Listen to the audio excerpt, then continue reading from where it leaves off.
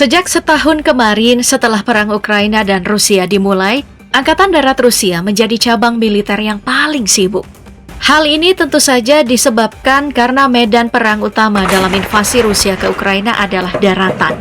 Banyak orang yang salut dengan kemampuan dari Angkatan Darat Rusia yang berhasil beradaptasi melawan Ukraina yang dibantu oleh dunia barat. Perlu kita tahu, setidaknya Ukraina sudah mendapatkan sekitar 80 miliar US dollar atau 1,2 kuadriliun rupiah dari dunia barat sebagai bantuan militer, kemanusiaan, dan keuangan. Nah, melihat bantuan yang bombastis ini tentu saja akan menarik jika kita masuk lebih jauh untuk membahas kekuatan Angkatan Darat Rusia. Pasukan yang cuma punya 55.000 pasukan, namun berhasil menahan Ukraina, Amerika Serikat, dan juga NATO.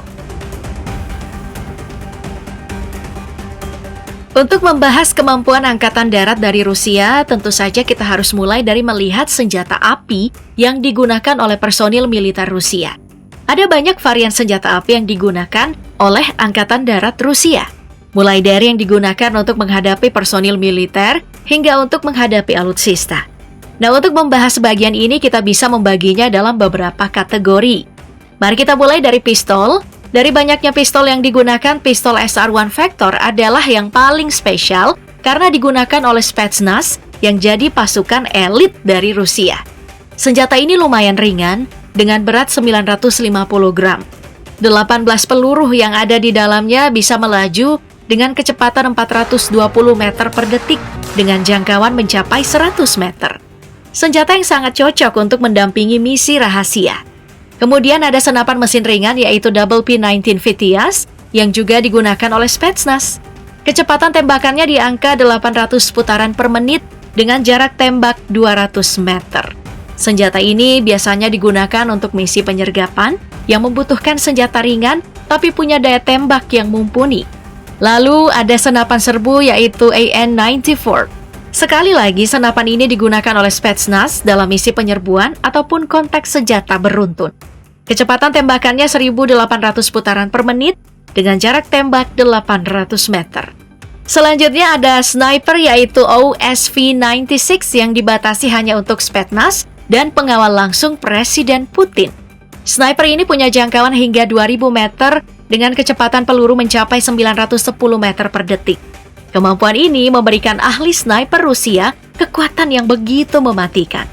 Untuk membubarkan kawanan bersenjata, Angkatan Darat Rusia juga mengoperasikan peluncur granat atau AGS-40 Balkan. Senjata ini berisi 20 granat yang siap diluncurkan dengan jarak tembak mencapai 2.500 meter. Nah, dengan jumlah amunisi ini, formasi kawanan bersenjata musuh bisa bergerak tidak tahu arah. Nah, jika masuk ke wilayah senjata api yang digunakan untuk melawan alutsista militer, Angkatan Darat Rusia juga punya segudang senjata.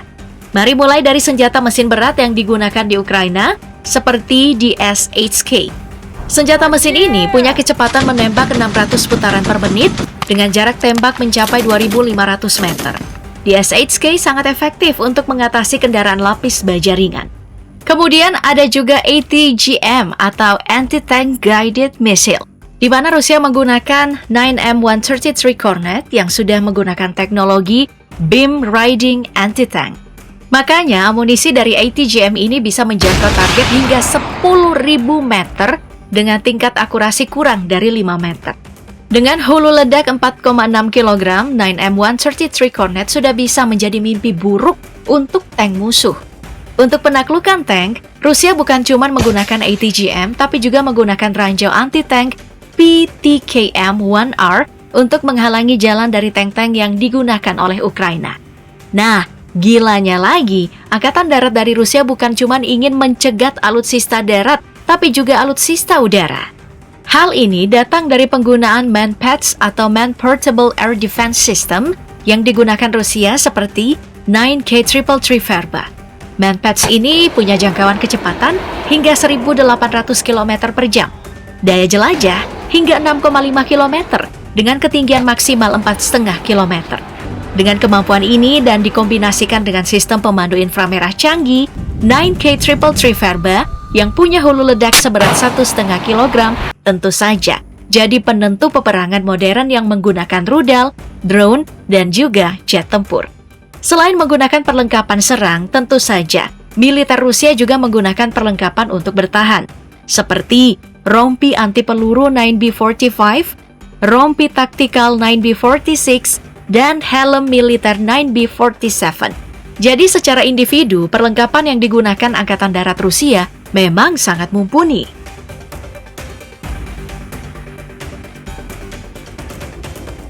Oke, bicara tentang kekuatan Angkatan Darat, tentu saja bukan cuma tentang senjata api yang mereka gunakan, tapi ada juga alutsista darat. Sebagai salah satu negara dengan budget militer terbesar di dunia yang mampu menggelontorkan hingga 86,4 miliar US dollar atau 1,3 kuadriliun rupiah. Tentu saja Rusia punya banyak deretan alutsista yang melengkapi kekuatan Angkatan Darat mereka. Mari kita mulai dengan tank.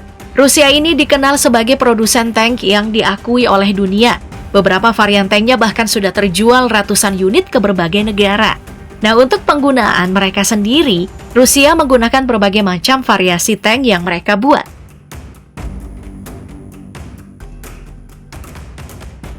Dari semua tank yang digunakan oleh Rusia, T-90 yang jadi garis depan terbaik mereka. Dalam penampilannya di Ukraina, tank ini sudah menghancurkan alutsista pihak Ukraina. Dari segi spek, T-90 dipersenjatai dengan 2A46M 125 mm smoothbore gun yang sudah dilengkapi dengan sistem autoloader yang canggih. Senjata utama ini bisa menembakkan berbagai macam amunisi, seperti APF-SDS yang merupakan amunisi penetrasi tinggi dan juga amunisi hit atau daya ledak tinggi.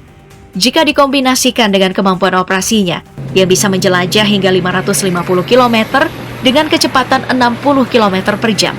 T-90 jelas menjadi pilihan yang tepat untuk pertarungan jangka panjang, seperti saat melawan Leopard 2 yang berakhir hancur di medan Ukraina. Setelah tank, tentu saja masih ada alutsista lainnya, seperti peluncur artileri. Dari data yang ditemukan, Rusia menggunakan berbagai macam artileri yang utamanya datang dari warisan Uni Soviet, serta alutsista yang dikembangkan mandiri oleh Rusia.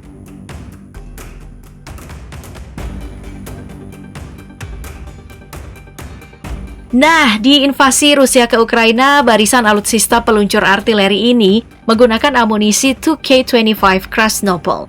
Amunisi ini punya hulu ledak seberat 11 kg dengan jenis high explosive.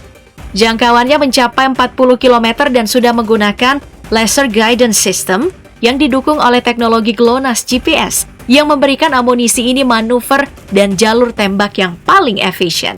Makanya wajar jika amunisi artileri ini menghujam dan menghancurkan pangkalan unit artileri dari Ukraina.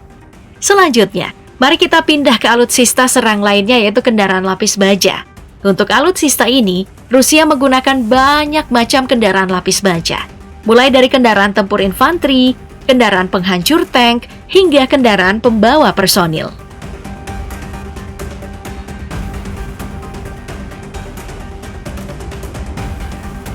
Dari semua kendaraan lapis baja yang dimiliki tadi oleh Rusia, kendaraan tempur infanteri jenis BMP adalah yang paling sering digunakan dalam invasi Rusia ke Ukraina.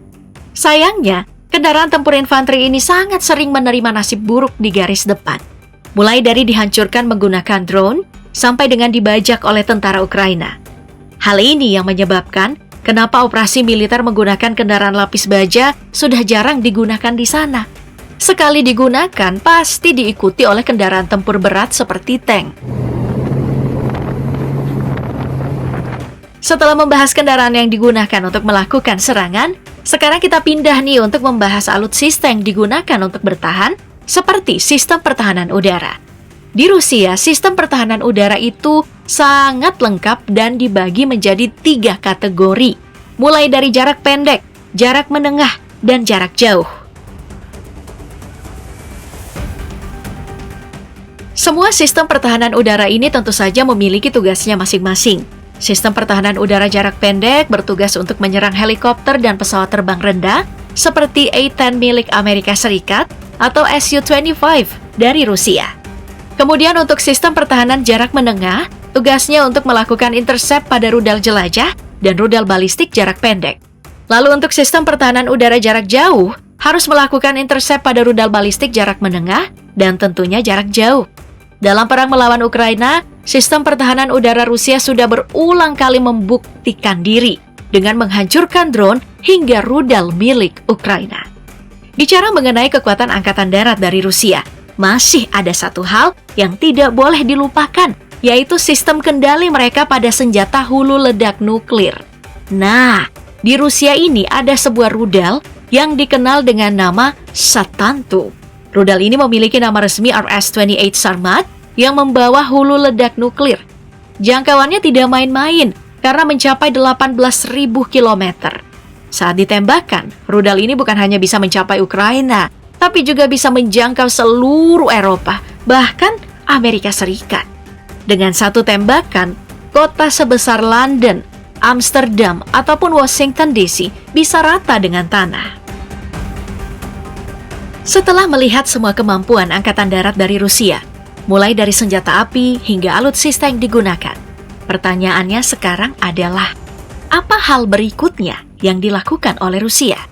Nah, dalam perang Ukraina dan Rusia, Rusia mendapatkan satu fakta baru, yaitu penggunaan drone sangatlah efektif karena drone mereka ini memang menuai keberhasilan. Contohnya, drone Gerantu yang berhasil menyerang bagian perkotaan dari Ukraina. Gerantu sendiri merupakan drone Rusia yang dibuat berdasarkan Shahid 136 yang diproduksi oleh Iran. Secara spek, drone ini bisa melaju hingga 2.500 km dengan kecepatan 185 km per jam. Selain itu, ada juga drone Lancet yang sekarang sudah bisa beradaptasi melawan ancaman perang elektronik dari Ukraina untuk menciptakan penyerangan yang lebih presisi. Melihat keberhasilan dari dua drone ini, Rusia sekarang tengah mengembangkan drone baru mereka yang tentunya lebih canggih, seperti Lats Korsar dan Kronstadt Sirius. Dua drone ini akan punya peran penting karena bisa digunakan sebagai alutsista mata-mata ataupun digunakan sebagai alutsista serang. Kemudian untuk alutsista darat, Rusia sedang mengembangkan Armata Universal Combat Platform. Seperti namanya, platform ini merupakan platform alutsista darat serbaguna yang bisa digunakan untuk tank tempur utama seperti T-14 Armata, kendaraan tempur infanteri kelas berat seperti T-15 Armata, hingga sebuah peluncur artileri Tu-S35. Pengembangan platform ini dilakukan oleh Rusia untuk memberikan kapasitas produksi alutsista yang lebih baik di sisi mereka, dan juga bisa menyeragamkan teknologi yang digunakan. Secara kekuatan angkatan darat, wajar saja jika Rusia bisa beradaptasi melawan Ukraina yang dibantu oleh Amerika Serikat dan negara Eropa lainnya. Sebab Rusia punya segudang persenjataan canggih dan juga budget militer yang sangat tinggi.